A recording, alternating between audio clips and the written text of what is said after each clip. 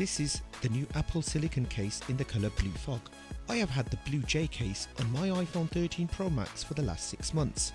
Apple announced some new colours for their silicone cases in their March event, and I decided to change it up to this new Blue Fog colour.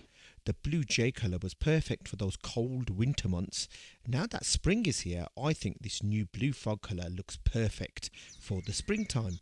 To my regular viewers, welcome back, and if you have clicked on one of my videos for the first time, I am Vitiligo Talks, and on this channel we keep technology simple. So if you are interested in keeping your tech simple, then hit that subscribe button so that you don't miss out on my new content.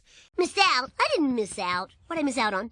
I have got these two cases here side by side so that you can see the difference between the two colours. The Blue J looks more of a dark colour. This Blue Fog colour looks amazing on the Sierra Blue iPhone, and I think it complements it a little bit more than the Blue J colour. This colour reminds me of the blue colour from the iPhone 5C. Rest in peace, iPhone 5C. The iPhone 5C was a colourful iPhone, and it was just an iPhone 5 with a plastic back. Apple are kings at repackaging old devices with new internals and then selling them by the bucket load.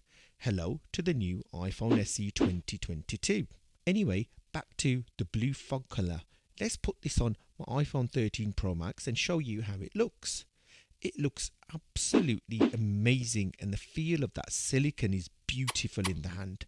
That is the feeling that I really enjoyed the most from this case. You do get the ring on the phone, as it's a Magsafe case when you put the case on. The downside to this silicone is that it's prone to damage. I've had this case for over a week and it's got some damage on it already. Right here you can see some damage. This damage was caused by my little son, who thinks that this case is a little teether for his gums. I only left my phone once in the living room with him in there, and he caused this damage. From looking at this damage, it does seem that the Blue Fog is more prone to damage than the Blue J. Have Apple changed suppliers in the last 6 months? I don't know. As a comparison, this is the Blue J case after 6 months use. You can see that this damage around the case. Again, I think that if my son didn't get his little teeth around this case, it wouldn't have any of this damage at all. You can see that the case has taken the hit, but the phone looks like new. She looks as good as new. No damage at all to the phone. I'm hoping that the Blue Fog case lasts me at least 6 months, but I will be switching it up soon, as I've got another case coming in the post soon. Do you own one of these cases, a Blue J or a Blue Fog? What are your thoughts on these cases? Leave me a comment down below. If you have made it this far into the video, then comment Blue Fog, and I will make sure that I give you a thumbs up and reply to all your messages.